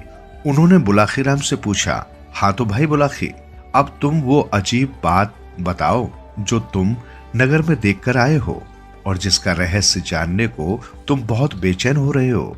बुलाखी बोला, पटेल जी, आज जब मैं बाजार से खरीदारी करके लौट रहा था तो मैंने चौराहे पर एक अजीब दृश्य देखा। मैंने देखा कि राजा के सिपाही एक नौजवान को सूली पर चढ़ा रहे हैं। वहीं पर एक तपस्विनी सी स्त्री खड़ी है और उसके पास नौजवान भी खड़ा है। उनसे कुछ हटकर एक स्त्री और भी खड़ी थी। तीनों निर्विकार भाव से उस व्यक्ति को सूली पर चढ़ाए जाता देख रहे थे। मेरी समझ में ये बात नहीं आई कि यदि वो व्यक्ति उनका कोई परिचित या कोई रिश्तेदार था तो उसे सूली पर चढ़ता देख उनकी आंखों में आंसू क्यों नहीं आ रहे थे, जबकि वहां तमाशाइयों में मौजूद कई स्त्रियों के चेहरे पर दुख के भाव थे। उनमें से कुछ स्त्रियां सिसक भी रही थी। बुलाखी की बात सुनकर गंगाराम पटेल मुस्कुराए, फिर बोले, बुलाखीराम सुनो, इस नगर में रतिराम नाम का एक वैश्य रहता है जो बहुत ही धर्मपरायण व्यक्ति है। उसकी 2 संतान है, एक पुत्री और एक पुत्र।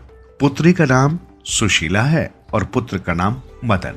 सुशीला की अभी शादी नहीं हुई जबकि मदन का विवाह हो चुका है। उसकी पत्नी का नाम किरण है। मदन का एक दोस्त है जिसका नाम है चंपालाल। अब तुम ये सुनो कि इन सब के साथ क्या हुआ।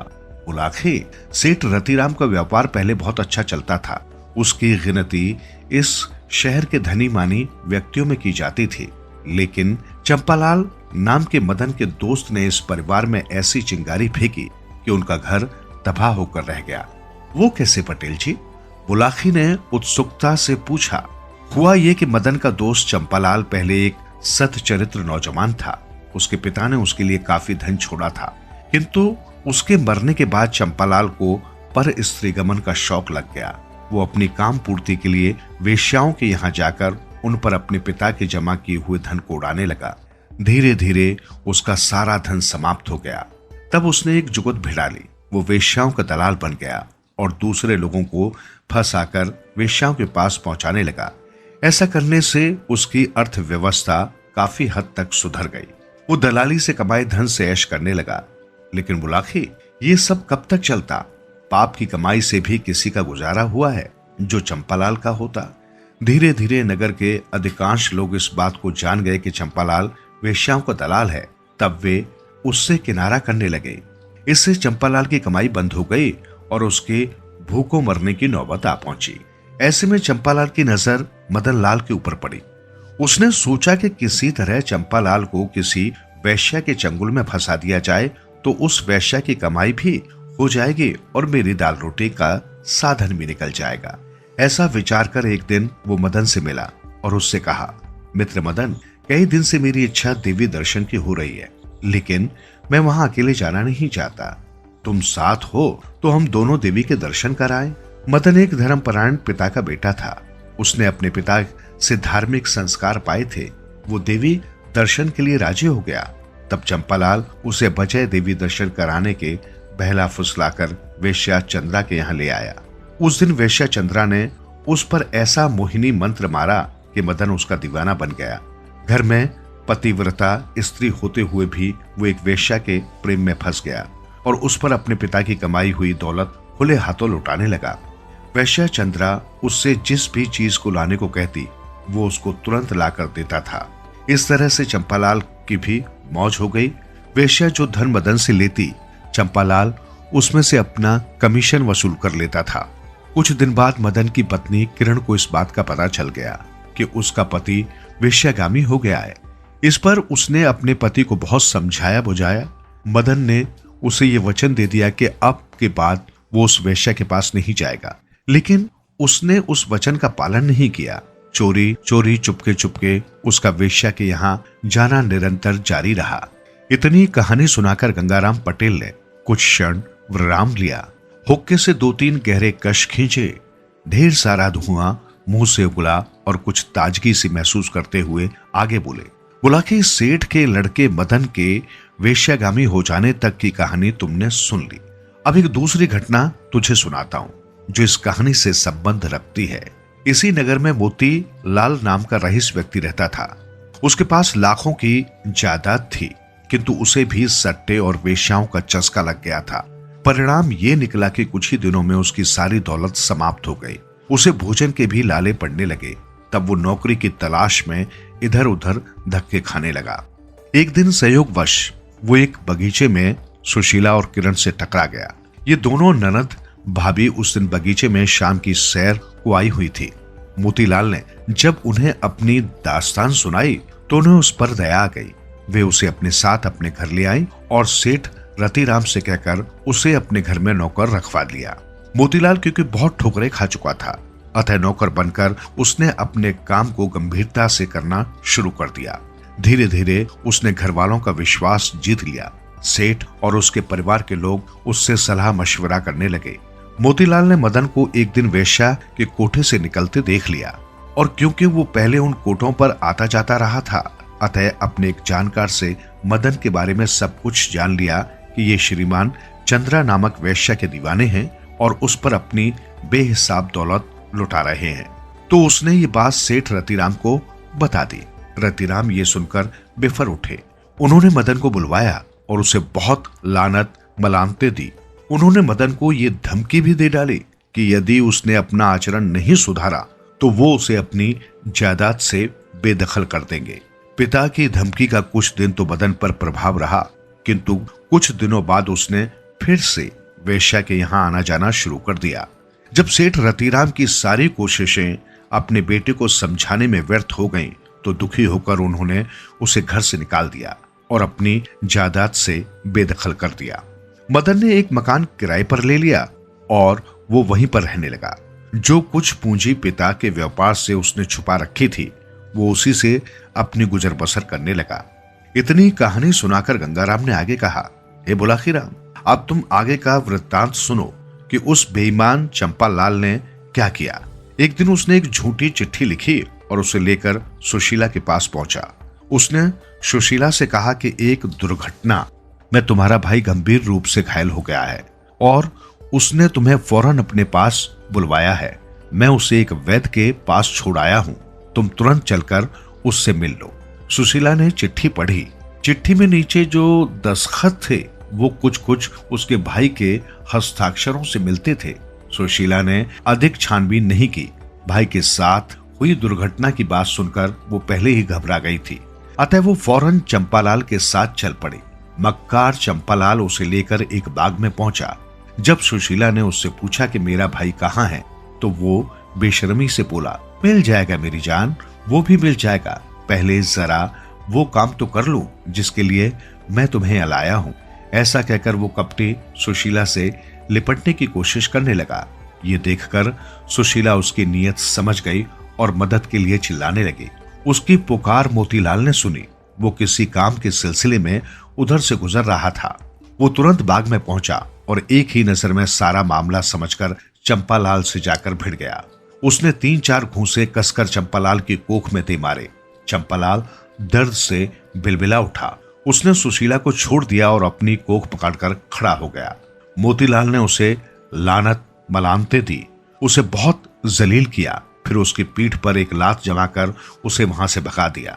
साथ ही उसने ये धमकी भी दे दी कि यदि आगे से उसने सुशीला पर अपनी कुदृष्टि डाली तो वो उसका खून कर देगा। मोतीलाल सुशीला को लेकर उसके घर पहुंचा। उसने सेठ रतिराम को जब ये बात बताई तो उनका खून खौल उठा। उन्होंने अपने आदमी भेजकर चंपालाल को पकड़ मंगवाया। वहां भी चंपालाल की जमकर पिटाई की गई और उसे चेतावनी देकर छोड़ दिया गया कि आगे से वो इस मकान की गलियों से भी गुजरा तो उसका बहुत बुरा अंजाम होगा। चंपालाल की अपनी कुकृत्य के कारण बहुत बेइज्जती हो चुकी थी, अतः उसने इस परिवार से अपनी बेइज्जती का बदला लेने का फैसला कर लिया। प्रतिशोध की आग में जलते हुए उसने फैसला कर लिया कि वो मदन को किसी गंभीर मुसीबत में फंसाकर ही दम लेगा।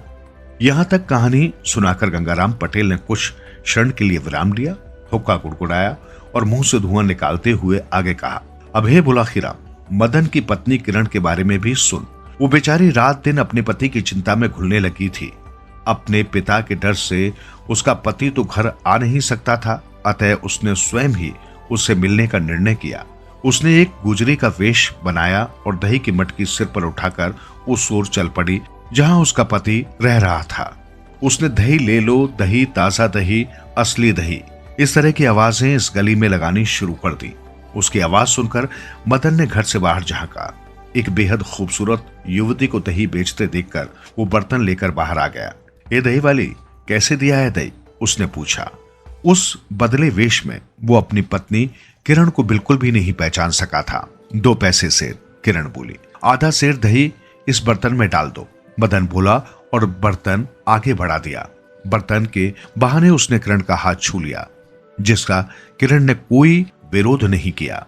इससे तो मदन का हौसला और भी बढ़ गया। वो बहला फुसलाकर किरण को अपने घर ले गया। बुलाखी उस पतिव्रता स्त्री किरण ने कैसे अपने पति को अपनी मोहब्बत में गिरफ्तार किया, एक लंबी कहानी है। अतः उस प्रसंग को छोड़कर यह सुन के कुछ ही दिनों में किरण ने मदन को अपने रूप का दीवाना बना लिया। इसका परिणाम यह निकला कि मदन ने उस वेश्या के यहां जाना छोड़ दिया। अब तो वो दिन रात दही वाली गुजरी यानी किरण के चक्कर में ही रहने लगा। अब तुम उस वेश्या चंद्रा का हाल भी सुनो बुलाखी, पटेल ने आगे कहा। अपना शरीर बेचने के धंधे से वेश्या चंद्रा ने बहुत धन कमा लिया था। उसे अपने घृणित धंधे से नफरत होने लगी थी। बीच में कई बार उसने मदन से अपना पीछा छुड़ाना चाहा था, किंतु वो तो किसी गोंद की तरह उससे चिपक कर रह गया था। पर अब जब स्वयं ही मदन ने उसके घर आना जाना बंद कर दिया तो उसे बहुत खुशी हुई। एक दिन उसके मन में यह विचार आया कि इस पाप कर्म से मैंने धन तो बहुत कमा लिया, अब क्यों न तीर्थ स्थलों पर जाकर अपने पापों का बोझ कुछ कम कर लो। ऐसा सोचकर उसने अपनी सारी संपत्ति अपनी छोटी बहन चंचला को सौंप दी और तीर्थों की यात्रा करने के लिए निकल गई। चंद्रा के वहां जाने के बाद चंपालाल का धंधा बिल्कुल चौपट हो गया। ग्राहकों को फंसाकर चंद्रा के कोठे पर पहुंचने से ही तो उसकी रोजी रोटी चलती थी। जब चंद्रा का कोठा ही बंद हो गया तो उसके भूखे मरने की नौबत आ गई। उसने समझा कि चंद्रा रह तो यही रही है, पर जानबूझकर उससे नहीं मिलना चाह रही। तब उसने चंद्रा से भी बदला लेने की ठान ली।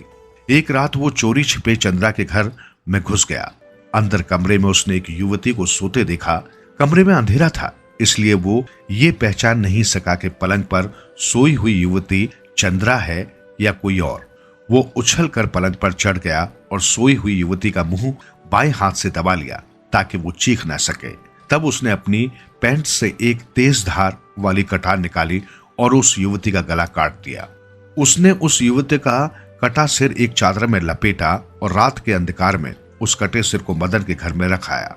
फिर उसने वहां की कोतवाली में यह सूचना पहुंचा दी कि मदन नाम के एक नौजवान ने वेश्या चंद्रा का खून कर दिया है और उसका सिर काटकर अपने साथ लेके आए। इस सूचना के आधार पर शहर कोतवाल ने मदन के घर पर छापा मारा तो उन्हें एक युवती का कटा सिर मिल गया। तब हत्या के जुर्म में मदन को गिरफ्तार कर लिया गया। बेटे को मुसीबत में पड़ा देखकर रतिराम की ममता जाग उठी। उसने एक अच्छा सा वकील करके मदन को छुड़ाने के प्रयास आरंभ कर दिए। सेठ रतिराम ने पैसा पानी की तरह बहाया, किंतु 2 कारणों से उसे मदन की जमानत कराने में विफलता ही मिली। पहला कारण तो मदन के घर से कटा सिर मिलना था, दूसरे चंपालाल की चश्मदीद गवाही थी। चंपालाल ने अदालत में खड़े होकर ये गवाही दी थी कि मैंने अपनी आंखों से मदन को वेश्या चंद्रा का खून करते देखा है। बस यही दोनों कारण मदन की जमानत होने में बाधक बन रहे थे। एक लंबी बहस के पश्चात आखिर न्यायाधीश ने मदन को फांसी का हुक्म सुना दिया। इतना कहकर गंगाराम पटेल ने बुलाकी नाई की ओर देखा और पूछा, बुलाकी क्या बात है, तुम हुंकारा नहीं भर रहे? नींद आ रही हो तो कहानी यहीं बंद कर दूं? अरे नहीं नहीं पटेल जी, बुलाकी जल्दी से बोला, मैं खूब ध्यान लगाकर इस कहानी को सुन रहा हूं। मैं तो यही सोच रहा हूं कि बुरा वक्त पड़ने पर लोग किस तरह गिरगिट की तरह रंग बदल लेते हैं, अपने सगे ही पराये हो जाते हैं और जिनकी हम जीवन भर उपेक्षा करते रहते हैं वही लोग मदद के लिए आ खड़े होते हैं। खैर ये तो ईश्वरीय नियम है, इन नियमों में इंसान कुछ नहीं कर सकता। आप आगे की कहानी सुनाइए। बुलाकी पटेल ने कहना शुरू किया। जब न्यायाधीश ने मदन को फांसी की सजा सुना दी तो उसकी पत्नी किरण ने एक अकल्पनीय फैसला कर लिया। उसने अदालत में ये लिखकर दे दिया कि उस वेश्या का खून मेरे पति ने नहीं, स्वयं मैंने किया है। मेरे पति को छोड़ दिया जाए और मुझे फांसी की सजा दे दी जाए। न्यायाधीश ने उसकी अर्जी मंजूर कर ली। मदन को जमानत पर रिहा कर दिया गया और किरण को गिरफ्तार करके नए सिरे से मुकदमे की तफ्तीश के आदेश जारी कर दिए। इसी बीच मोतीलाल भी लगातार भागदौड़ करता रहा। उसने कटे हुए सिर को देखा था, क्योंकि पहले वो वेश्या चंद्रा के यहाँ लगातार जाता रहा था। अतः उसे ये संदेह हो गया कि वो कटा सिर चंद्रा का न होकर किसी और का था। तब वो सिर किसका था? चंद्रा की बहन चंचला को उसने कभी देखा नहीं था। देखता तो तुरंत पहचान जाता कि वो कटा सिर चंद्रा का नहीं, उसकी छोटी बहन चंचला का था। इसे मदन पर प्रभु की कृपा समझिए या मात्र संयोग। इसी बीच मैं तीर्थ यात्रा बीच में ही छोड़कर वैश्या चंद्रा घर लौट आई। उसने घर पहुंचकर देखा कि सब लोग उसे घूर घूर कर देख रहे हैं। उन लोगों को यकीन नहीं हो रहा था कि जिस चंद्रा के कत्ल में मदन पर मुकदमा चल रहा है वो चंद्रा तो जिंदा है। तब चंद्रा स्वयं अदालत में पहुंची और न्यायाधीश को बताया कि कत्ल मेरा नहीं, मेरी छोटी बहन चंचला का हुआ है। चंद्रा ने न्यायाधीश के सामने जोर देकर यह बयान भी दिया कि बहुत दिनों से चंपालाल उसे और मदन को मुसीबत में फंसाने के धमकी दे रहा था। हो सकता है मुझसे बदला लेने के लिए ये कत्ल उसी ने किया हो। चंद्रा के इस बयान पर न्यायाधीश ने कोतवाल को ये आदेश दिए कि चंपालाल को हिरासत में लेकर उससे पूछताछ की जाए। एक बार फिर से मुकदमे की तफ्तीश जारी हुई। चंपालाल के घर की तलाशी ली गई। वहां से वो जेवर बरामद हो गए जो उस दिन चंचला ने पहने हुए थे। वो नामुराद उसका सिर काटने के बाद उसके मृत शरीर से जेवर भी उतार लाया था। वो कटार भी उसके घर से बरामद हो गई जिससे चंचला का सिर काटा था। उसे कभी सपने में भी ये गुमान नहीं था कि कभी वो कटार बरामद हो जाएगी, अतः उसने उसे धोया भी नहीं था। चंचला के शरीर का सूखा हुआ खून अभी भी उस कटार पर मौजूद था। बहरहाल चंपालाल के ऊपर कत्ल का मुकदमा चला। वो दोषी सिद्ध हुआ। न्यायाधीश ने किरण और उसके पति मदन को बाइज्जत बारी कर दिया। कहानी समाप्त कर गंगाराम पटेल ने कहा, बुलाकीराम, आज तू जिस अजीब दृश्य को देखकर आया है वो यही दृश्य था। आज चंपालाल को सूली पर लटकाया जा रहा था। वहां जो तेजस्विनी सी स्त्री खड़ी थी वो मदन की पत्नी किरण थी और युवक स्वयं मदन था। उससे कुछ हटकर जो स्त्री खड़ी थी वो वेश्या चंद्रा थी। बस अब तो तेरी शंका का समाधान हो गया। अब तू सो जा, मैं भी सोने की तैयारी करता हूँ। सुबह उठकर फिर से यात्रा करनी है। ऐसा कहकर वे लेट गए। शीघ्र ही उन्हें निंद्रा देवी ने आ घेरा। कड़वा तजुर्बा। गांव का सुरजा नाई गोनू का घनिष्ठ मित्र था। दोनों सुख दुख के साथी रहे थे, लेकिन एक बार उनमें ऐसा मनमुटाव हुआ कि सुरजा ने गोनू से बोलना ही बंद कर दिया। हुआ ये कि एक दिन सुरजा गोनू के पास आया और उनसे बोला, गोनू झा, आजकल तुम्हारी चतुराई के बहुत से किस्से प्रचलित हो गए हैं। सभी लोग तुम्हारी बुद्धि का लोहा मानने लगे हैं। तुम कैसे किसी दोस्त को दुश्मन, दुश्मन को दोस्त, मूर्ख को विद्वान, साधु को ठग और बेईमान को ईमानदार सिद्ध कर देते हो, ये बात मेरी समझ में नहीं आती। गोनू सहज भाव से बोले, मुझे आदमी को पहचान लेने की कला आती है। मैं किसी को भी पहली नजर में ही पहचान लेता हूं कि यह आदमी कैसा है, अच्छा है या बुरा। तब फिर मैं उसी के अनुसार काम करता हूं, यानी भले के साथ भला और बुरे के साथ बुरा। अगर कोई परिस्थितिवश बुरा व्यक्ति बन जाता है, झूठ अथवा बेईमानी जैसी कुप्रवृत्तियां उसके अंदर पैदा हो जाती हैं, तो मैं उसे सुधरने का मौका देता हूं। लेकिन यदि कोई मेरे प्रयास के बावजूद भी नहीं सुधरना चाहता, तब मैं उसकी पोल खोलकर ही दम लेता हूं। अच्छा तो गोनू, मेरे बारे में अपनी राय बताओ, मैं कैसा आदमी हूं? सुरजा ने उत्सुकता से पूछा। तुम्हारे बारे में मैं कुछ नहीं कहना चाहता, गोनू बोले, क्योंकि तुम तो मेरे घनिष्ठ मित्र हो। फिर भी कुछ तो बताओ, सुरजा ने इसरार किया। देखो मित्र, बात को यहीं रहने दो। मुझे संदेह है कि सच्ची बात सुनकर हमारी दोस्ती में दरार न पड़ जाए। गोनू ने बात टालनी चाहिए। दोस्ती में दरार कैसे पड़ेगी? हम दोनों इतने पुराने दोस्त हैं, बचपन के लंगोटिया यार हैं। सुरजा अपनी जिद पर अड़ा रहा। ठीक है, फिर मुझे सोचने दो, किसी दिन वक्त आने पर बता दूंगा, गोनू ने उसे टालते हुए कहा। उस दिन तो सुरजा चला गया, किंतु कुछ दिन बाद उसने फिर से बात छेड़ दी। गोनू बोले, मित्र सुरजा, तुम्हारे विषय में तो मैं बाद में बता दूंगा। फिलहाल मैं किसी और काम में लगा हूं, जिसके लिए मुझे कुछ रकम की जरूरत है। क्या तुम थोड़े से समय के लिए मुझे मिट्टी के 1000 सिक्के दे सकते हो? अभी 500 ही यथेष्ट होंगे, 500 बाद में दे देना। सुरजा बोला, मित्र तुमसे कोई दोराब छिपाव थोड़े ही है। इतनी रकम घर में रखी है, चलो चलकर ले लो। गोनू सुरजा के घर गए। सुरजा ने सिक्के लाकर गोनू को दे दिए। इस पर गोनू ने कहा, सुरजा दोस्त, तुम भी बस वैसे ही रहे। अरे भाई, इतनी रकम दे रहे हो तो किसी अच्छे से बटुए में रखकर तो दो। सुरजा घर से ढूंढकर एक बटुआ निकाल लाया और उसमें सिक्के डालकर बटुआ गोनू को थमा दिया। गोनू ने शेष रुपयों के लिए तकादा करना छोड़ दिया। अब वो यदा कदा जब भी किसी के सामने सुरजा से मिलते, रुपयों का जिक्र छेड़ देते। कहते, याद है ना सुरजा, तुमने मुझे 500 सिक्के देने हैं। हाँ भाई हाँ, दे दूंगा। इतना बड़ा तकादा क्यों करते हो? सुरजा भी हंसकर उत्तर दे देता। अचानक एक दिन गोनू झा ने पंचायत बुलवा ली। सभी पंच और गांव के गणमान्य लोग चौपाल पर उपस्थित हुए। पंचायत में सुरजा भी आया। गोनू ने भरी पंचायत में दुहाई दी, पंचों, आप सबको मालूम है कि सुरजा मेरा कितना घनिष्ठ मित्र है। इसने मुझसे 6 महीने पूर्व 1000 सिक्के ये कहकर बतौर कर्ज लिए थे कि ये मेरी रकम शीघ्र ही लौटा देगा। 500 सिक्के तो उनमें से इसने मुझे लौटा दिए, किंतु बाकी के 500 देने से मुकर रहा है। गोनू की बात सुनकर सुरजा एकदम से चौंक पड़ा। अभी तक तो उसे यह भी नहीं मालूम हुआ था कि गोनू ने पंचायत किस उद्देश्य से बुलाई है, लेकिन जब स्वयं पर इल्जाम लगता देखा तो वो बुरी तरह भड़क उठा। बोला, गोनू, भरी पंचायत में ये क्या बक रहे हो? ये हमारा आपसी मामला है, इसे पंचायत में क्यों बता रहे हो? कहीं तुम्हारा दिमाग तो नहीं चल गया है? तब फिर क्या करूं? तुम्हारी कान पर तो जो रेंगती नहीं। कितने तकादे कर चुका हूं, तुम हर बार हंसकर टाल देते हो। गांव के कई लोगों के सामने भी मैंने तुमसे तकादे किए, इसकी गवाही भी गांव वाले दे सकते हैं। गोनू ने झुंझलाते हुए कहा। गोनू की बात का समर्थन गांव के भी कुछ लोगों ने किया। बस फिर क्या था, सुरजा बिफर गया। उसने गोनू को चोर, ठग, धोखेबाज जैसे शब्दों से नवाजना शुरू कर दिया। चिल्लाकर बोला, गोनू तुम तो एक महा झूठे और दगाबाज इंसान हो। बताओ तो कब मैंने तुमसे पैसे लिए थे और कब लौटाए थे। इस पर गोनू झा ने अपनी जेब से सुरजा का दिया हुआ वही बटुआ निकाला जिसमें उसने मिट्टी के सिक्के भरकर दिए थे। गोनू ने पंचों से कहा, पंच परमेश्वर, अब आप इसी से पूछ लीजिए कि ये बटुआ इसी का है या नहीं।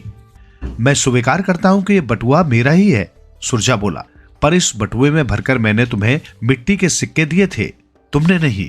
गोनू ने व्यंग्यात्मक लहजे में कहा, लो भाई और सुनो, क्या मेरी मति मारी गई थी या मैं मिट्टी के सिक्कों से खेला करता जो मैं इससे मिट्टी के सिक्के लेता?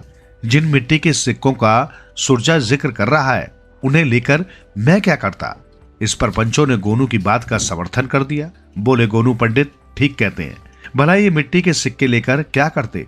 इसलिए सुरजा को चाहिए कि यथाशीघ्र इनकी रकम सूद सहित वापस कर दे। पंचों का फैसला सर्वमान्य होता है। सुरजा को भी इनका फैसला मानकर गोनू को रकम लौटानी पड़ी। बदनामी और बेइज्जती हुई सो अलग। उस दिन से दोनों मित्रों में कुट्टी हो गई। सुरजा को गोनू के नाम से ही नफरत हो गई। गोनू का नाम सुनते ही उसका पारा चढ़ जाता और वो उनके प्रति अपशब्द बकने लगता। कुछ दिनों बाद गोनू ने फिर पंचायत बुलवाई और सुरजा को विशेष रूप से आने का न्योता दिया। सुरजा जाना नहीं चाहता था, किंतु बात पंचायत की थी, उसकी अवहेलना करना उचित न होता। अतः वो पंचायत में चला गया और अनमने भाव से एक ओर बैठ गया। गोनू झा ने असली और नकली सिक्कों के बीच सुरजा का बटवा रखते हुए कहा, पंच परमेश्वर, मेरे घनिष्ठ मित्र सुरजा को ये जानने की बहुत दिलचस्पी थी कि मैं सच को झूठ में और झूठ को सच में कैसे परिवर्तित कर देता हूं। मैंने इसे समझाया भी था कि हम दोनों मित्र हैं, इसलिए मित्र ही बने रहे तो बेहतर है। रहस्य का उद्घाटन होने से हमारी मित्रता में दरार पड़ जाएगी। लेकिन मेरा मित्र सुरजा नहीं माना और अपनी जिद पर अड़ा रहा। मैं ये सिक्के इसे चुपचाप अकेले में भी वापस कर सकता था, किंतु ये भरी पंचायत में जलील हुआ था, इसलिए अब आप लोगों के समक्ष ही मैंने इसे रकम लौटानी मुनासिब समझी है। फिर सुरजा की पीठ पर प्यार भरी एक धौल जमाते हुए गोनू ने कहा, अब तो समझ में आ गया कि मेरी बुद्धि कितनी तेज दौड़ती है। अब आगे से कभी मुझसे अपने विषय में जानने की चेष्टा मत करना। गोनू की बात सुनकर सुरजा के मन का सारा मैल धुल गया। दोनों मित्र दिल खोल कर मिले और फिर से एक साथ हो गए।